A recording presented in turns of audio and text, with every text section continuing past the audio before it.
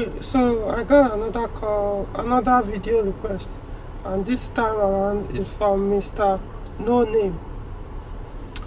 Good evening. Good evening. I'm the one that called you some minutes ago.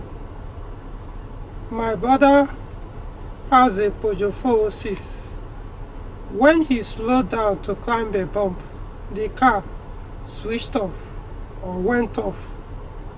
So he called a Peugeot mechanic, and the guy checked and confirmed to him that his timing belt has cut. That is why I called you earlier, to know what and what we need to change apart from the timing belt. The second question, how much is Peugeot 206 engine automatic transmission? I'm not sure I understand this second question, so I'll rather work with the first question you asked. Okay, now, first, you didn't indicate the engine model in your brother's 406. So, I wouldn't know what engine, because it would have helped to know how to advise you. However, I do know that at least I want to assume that it's petrol engine. So I do know that all petrol engines in Peugeot 406 are interference engines. So if that is the case,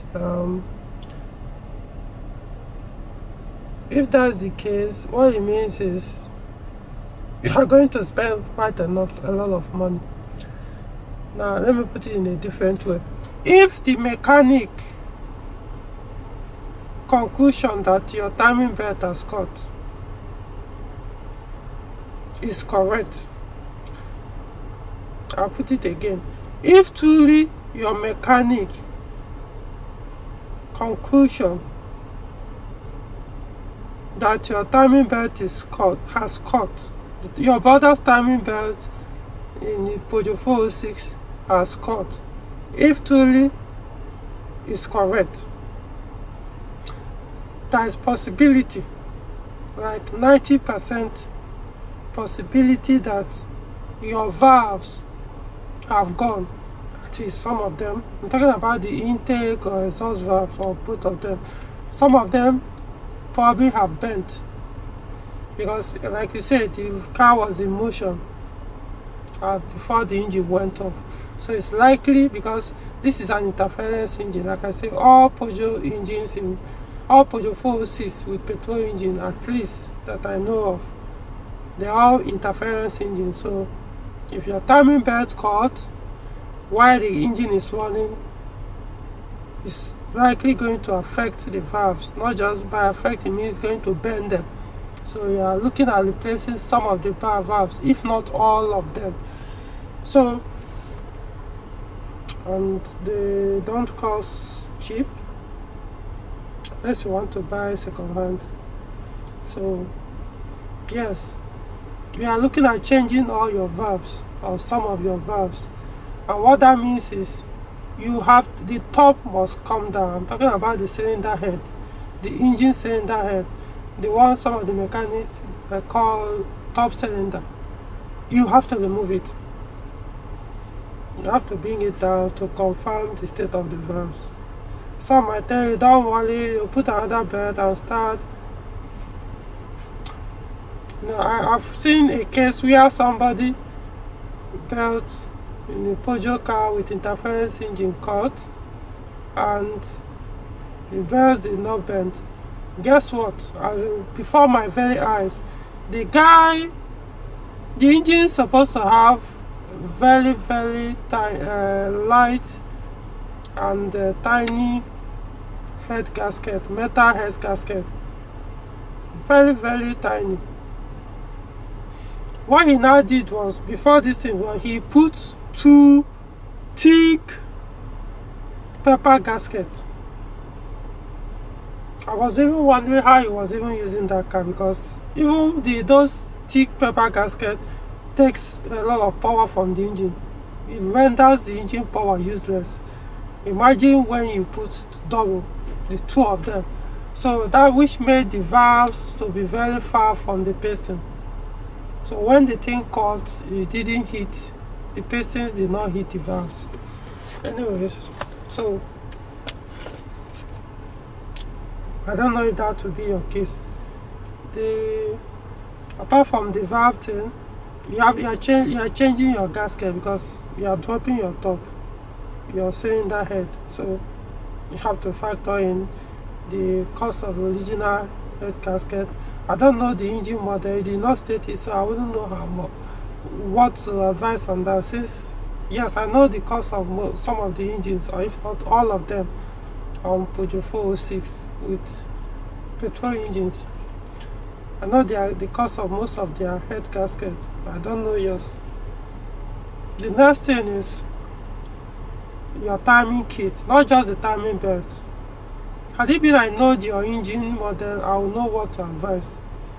There are some that you may not get the complete timing kit. By timing kit, I'm talking about the timing belt tensioner, the timing belt roller.